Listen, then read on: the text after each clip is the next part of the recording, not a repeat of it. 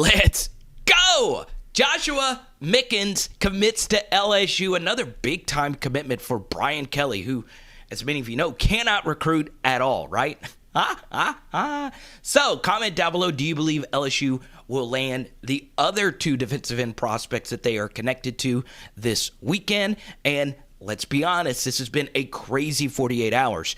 Two northern recruits, Jackson Howard out of Minnesota, who honestly plays pretty much the same position as Joshua Mickens, and now Joshua Mickens out of Indy is committing to LSU. So really exciting times to be an LSU Tiger fan, and honestly, I'll get to my evaluation of Joshua Mickens in just a second, but the truth here is Brian Kelly, while he does deserve a lot of the credit, you have to give a lot of love to a coach who was paid a lot of money to do this very thing, and that is Jamar Kane. He is a guy that is a well-known defensive line recruiter. When Jamar Kane got hired by LSU from USC/Oklahoma, this was by far the most lauded.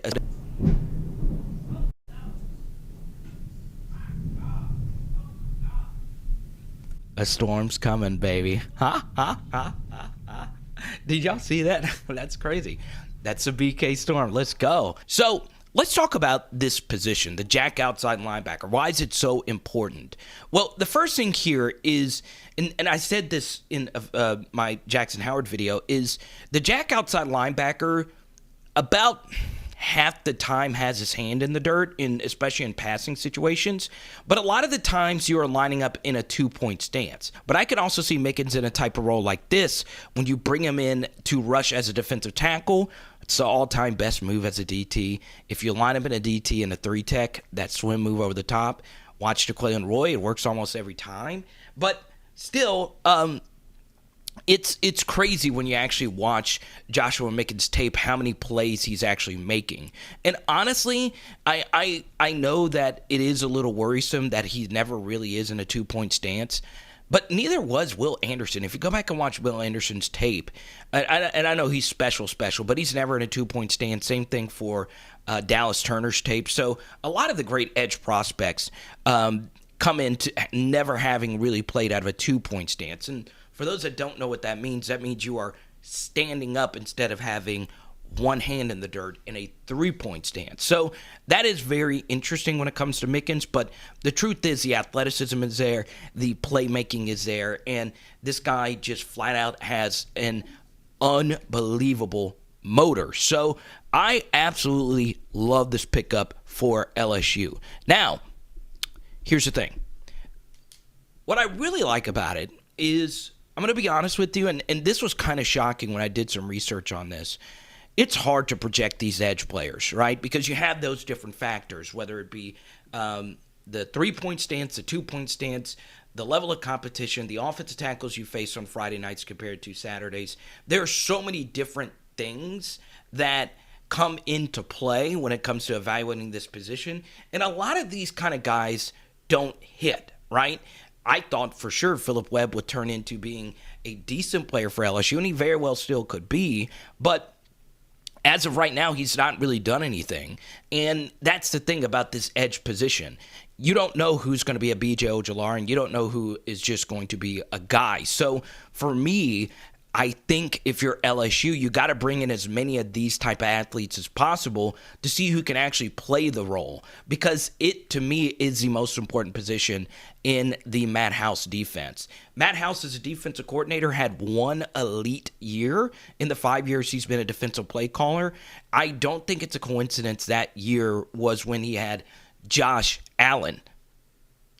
Not the Bills' Josh Allen, but the Jacksonville Jaguars' Josh Allen, and he was amazing for Kentucky. A first-round pick, a pass rusher, do-all, everything kind of guy for them. They also had some other draft picks at safety and defensive back, but really Josh Allen was the reason why that defense was special. You got to have one of those kind of guys, and if you're LSU, you are really young and really talented at that position. Now, you look at LSU's depth at the jack linebacker position, you see that it's pretty loaded. You have Xavier Carter. Some of you are really high on him. He is entering year 3 for LSU. Very interesting player or year 2 for LSU. Very interesting player out of Georgia. He went to the same high school as Arden Key. And then After that, of course, you have Harold Perkins coming in, who played that position a lot in high school. And Harold might actually turn into an off-ball linebacker. We'll see what happens there. And then, of course, you have Jackson Howard, who is also going to be in the fray, along now with Joshua Mickens. And I do think if you're athletic enough, that is a position where you can get true freshman production. It's an extremely difficult position, but for instance, you look at the 2019 LSU defense, K'Lavon Chaisson rarely left the field playing that standing outside linebacker role. It's a difficult position. Not a lot of people can do it. You have to have a certain skill set. You got to have real athleticism, real physicality. Longer arms is obviously something that helps out. And what's interesting as far as like Joshua Mickens is concerned, he's got the length. He's got the size, he's got the speed, he's got the build. And this year is a very deep 2023 edge prospect year with a bunch of long-armed 6'3", 220 to 250 kind of players. Some 6'4", 6'5", 6'6 guys. Jackson Howard is one of those kind of guys. And obviously Joshua Mickens is as well. Boom! I'm looking at you. Yes, you. Okay? Now, we're going to talk about two players I think are going to commit to LSU, but there has been a wrench thrown into the LSU equation, and it actually is a really good thing. Now, before I continue, I know Jamar Kane is known as the recruiting defensive line expert, and if he lands these next two on top of landing these two prospects, that is really, really special. But one of the recruiting specialists on LSU staff is Brian Polian, and as many of you know, his dad was the longtime Indianapolis Colts general manager. He was the one that drafted Peyton Manning. And also, Polian is responsible for the state of... Okay? So, he was actually the primary recruiter for Joshua Mickens. Okay? Now, these are... and Jamar Kane also helped, but these are two guys that Jamar Kane is known as the primary recruiter, along with Howard, who we just mentioned a minute ago. Starting off here with Deshaun Womack, he will be making his announcement on my buddy's channel. Shout out Are You Serious Sports. Let's go, Blake. 4:30 on 4th of July. Pretty excited about that. And I do think he's going to pick LSU. If you're going to make an announcement on Blake's channel and you pick another school, that is pretty wild. So hopefully Deshaun Womack actually brings home another commitment for Jamar Kane. And now we talk about Darren Reed, okay? I've talked about him a lot on this channel. The other recruiting services don't really love Darren Reed as much as I do and as much as On3 does. On3 has him as a top 30 player national, and the other three major recruiting services, ESPN, Rivals, and 247, don't even view him as a top 40 defensive lineman. So, the jury is out on him. I actually do think if he committed, he is the best player in LSU's class. I really do like his tape. I like his scheme versatility, and hopefully LSU is able to bring this home. Now, this is where recruiting becomes something that kind of eats its own head. So, and this is what I'm talking about. Deshaun Womack, he is going to pick LSU. I feel pretty confident about that, but you never know. Recruiting is a wild business. But, Darren Reed is really special. Now, he is announcing, according to his Twitter account, at 1 p.m. Central on 4th of July. The issue, and it is a good issue because I'm going to give you a little bonus nugget at the end of the video here. Ashton Stamps is a 3-star defensive back out of New Orleans, Louisiana, who attends Rummel High School. And we have a bunch of Rummel Raiders that watch the channel, including our guy Ed. Shout out to you. And you know about the historic run Rummel's had with really good players like Logan Diggs, currently at Notre Dame. Looked like he's going to be a good running back there. And obviously the two famous examples, Jamar Chase and Craig Stelz. So Rummel, obviously really good school, but the issue here is Ashton Stamp says he's going to announce 1 p.m. Central on Instagram Live. So him and Darren Reed may be announcing at the same exact time. I wish it was staggered a little bit so they both can have their own moment, because obviously half of the LSU fans are going to be watching Reed and half of the other LSU fans are going to be watching Stamps.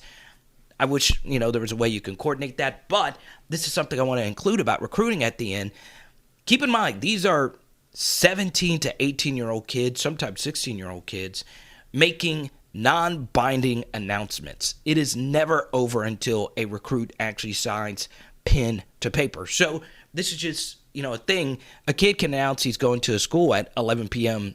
on a Friday night. You never really know when a kid is going to announce and pull the trigger. Sometimes they have deals with CBS to make an announcement on CBS Sports Live. That's where a lot of LSU's announcements have been recently, including Jackson Howard.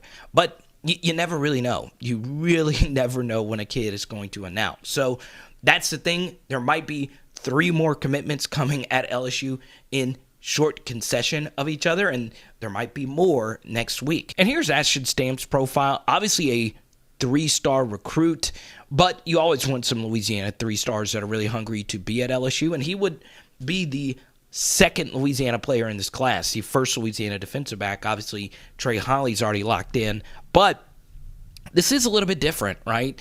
I know LSU in the past has had a national recruiting framework, but nothing quite like this. And if the 2 players tomorrow commit, they will also be from outside the state. So let me know how you feel about that. I know a lot of you are pretty heavily tied to Louisiana, and you really want LSU to be mostly Louisiana players.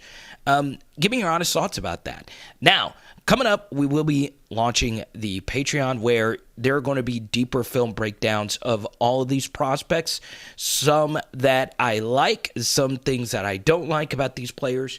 But the bottom line is, when you commit to LSU, I love you regardless, right? There's a lot of development for all players that commit to any school. So really excited to share those extra film breakdowns for you as well. Now, floating in your face, my Jackson Howard breakdown and running back week has been a big success. Thank you guys so much for all of that support, okay? It is Power Hour LSU. Bam! And tonight, we're doing Lil Maine. Let's go.